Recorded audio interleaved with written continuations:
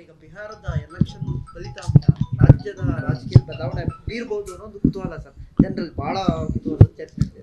ನೋಡ್ರಿ, ರಾಜಕಾರಣ ಅಂತಕ್ಕಂಥದ್ದು ನಿಂತ ನೀರಲ್ಲ. ಅದು ಯಾವಾಗಲೂ ಚಲನಶೀಲತೆಯನ್ನ ಹೊಂದಿರತಕ್ಕಂಥದ್ದು. ಆ ಚಲನಶೀಲತೆ ಇರ್ತಕ್ಕಂಥದ್ದು ನಮ್ಮ ರಾಜಕಾರಣದಲ್ಲಿ ಬದಲಾವಣೆಗಳು ಅಥವಾ ಏನಾದರೂ ಆಗುವಗಳು ಆಗ್ತವೆ, ಬೇರೆ ರಾಜ್ಯದಲ್ಲಿ ಆಗೋದಿಲ್ಲ ಅಂತಕ್ಕಂಥದ್ದಲ್ಲ. ರಾಜಕಾರಣ ಏನು ಬೇಕಾದರೂ ಯಾವ ಸಂದರ್ಭದಲ್ಲಿ ಬೇಕಾದರೂ ಬದಲಾವಣೆಗಳು ಆಗಲಿಕ್ಕೆ ರಾಜಕಾರಣದಲ್ಲಿ ಸಾಧ್ಯತೆ ಇದೆ.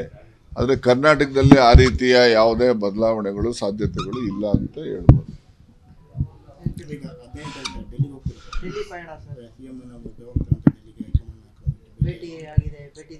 ನಾನು ಹೈಕಮಾಂಡ್ ಮುಖಂಡರಿಗೆ ಪತ್ರ ಬರೆದಿದ್ದೀನಿ. ಇವತ್ತು ನಾಳೆ ಇನ್ನೊಂದನ್ನು ಬರಿತೀನಿ. ನನಗೆ ಅವಕಾಶ ಬೇಕು ಅಂತೇಳಿ. ಅವರೆಲ್ಲರೂ ಕೂಡ ಬಿಹಾರ ಎಲೆಕ್ಷನ್ನಲ್ಲಿ ಬಿಸಿ ಇದ್ದಿದ್ದರಿಂದ ಇದುವರೆಗೂ ಕೊಟ್ಟಿಲ್ಲ ಅಂತೇಳಿ ನಾನು ತಿಳ್ಕೊಂಡಿದ್ದೀನಿ. ಇವತ್ತು ಇನ್ನೊಂದು ಪತ್ರನೂ ಬರಿತೀನಿ.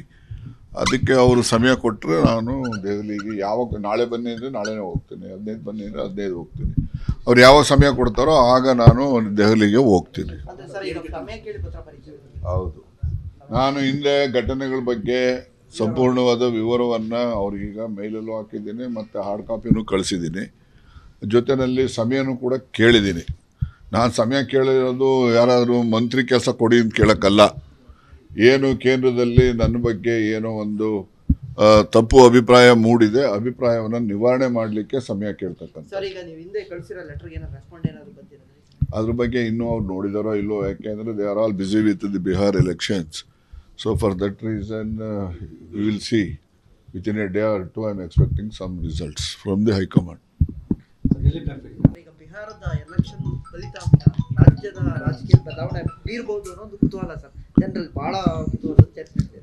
ನೋಡ್ರಿ, ರಾಜಕಾರಣ ಅಂತಕ್ಕಂಥದ್ದು ನಿಂತ ನೀರಲ್ಲ. ಅದು ಯಾವಾಗಲೂ ಚಲನಶೀಲತೆಯನ್ನ ಹೊಂದಿರತಕ್ಕಂಥದ್ದು. ಆ ಚಲನಶೀಲತೆ ಇರ್ತಕ್ಕಂಥದ್ದು ನಮ್ಮ ರಾಜಕಾರಣದಲ್ಲಿ ಬದಲಾವಣೆಗಳು ಅಥವಾ ಏನಾದರೂ ಆಗುವಗಳು ಆಗ್ತವೆ, ಬೇರೆ ರಾಜ್ಯದಲ್ಲಿ ಆಗೋದಿಲ್ಲ ಅಂತಕ್ಕಂಥದ್ದಲ್ಲ. ರಾಜಕಾರಣ ಏನು ಬೇಕಾದರೂ ಯಾವ ಸಂದರ್ಭದಲ್ಲಿ ಬೇಕಾದರೂ ಬದಲಾವಣೆಗಳು ಆಗಲಿಕ್ಕೆ ರಾಜಕಾರಣದಲ್ಲಿ ಸಾಧ್ಯತೆ ಇದೆ. ಆದರೆ ಕರ್ನಾಟಕದಲ್ಲಿ ಆ ರೀತಿಯ ಯಾವುದೇ ಬದಲಾವಣೆಗಳು ಸಾಧ್ಯತೆಗಳು ಇಲ್ಲ ಅಂತ ಹೇಳ್ಬೋದು.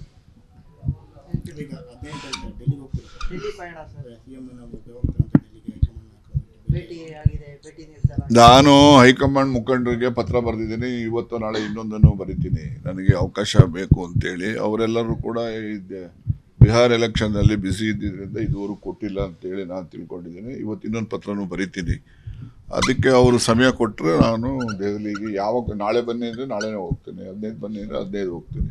ಅವ್ರು ಯಾವ ಸಮಯ ಕೊಡ್ತಾರೋ ಆಗ ನಾನು ದೆಹಲಿಗೆ ಹೋಗ್ತೀನಿ. ಹೌದು, ನಾನು ಹಿಂದೆ ಘಟನೆಗಳ ಬಗ್ಗೆ ಸಂಪೂರ್ಣವಾದ ವಿವರವನ್ನು ಅವ್ರಿಗೀಗ ಮೇಲಲ್ಲೂ ಹಾಕಿದ್ದೀನಿ ಮತ್ತು ಹಾರ್ಡ್ ಕಾಪಿನೂ ಕಳಿಸಿದ್ದೀನಿ. ಜೊತೆಯಲ್ಲಿ ಸಮಯನೂ ಕೂಡ ಕೇಳಿದ್ದೀನಿ. ನಾನು ಸಮಯ ಕೇಳಿರೋದು ಯಾರಾದರೂ ಮಂತ್ರಿ ಕೆಲಸ ಕೊಡಿ ಅಂತ ಕೇಳೋಕ್ಕಲ್ಲ. ಏನು ಕೇಂದ್ರದಲ್ಲಿ ನನ್ನ ಬಗ್ಗೆ ಏನೋ ಒಂದು ತಪ್ಪು ಅಭಿಪ್ರಾಯ ಮೂಡಿದೆ, ಅಭಿಪ್ರಾಯವನ್ನು ನಿವಾರಣೆ ಮಾಡಲಿಕ್ಕೆ ಸಮಯ ಕೇಳ್ತಕ್ಕಂಥ. ಅದ್ರ ಬಗ್ಗೆ ಇನ್ನೂ ಅವ್ರು ನೋಡಿದಾರೋ ಇಲ್ಲೋ, ಯಾಕೆಂದರೆ they are all busy with the Bihar elections. So for that reason, we will see within a day or two. I am expecting some results from the High Command.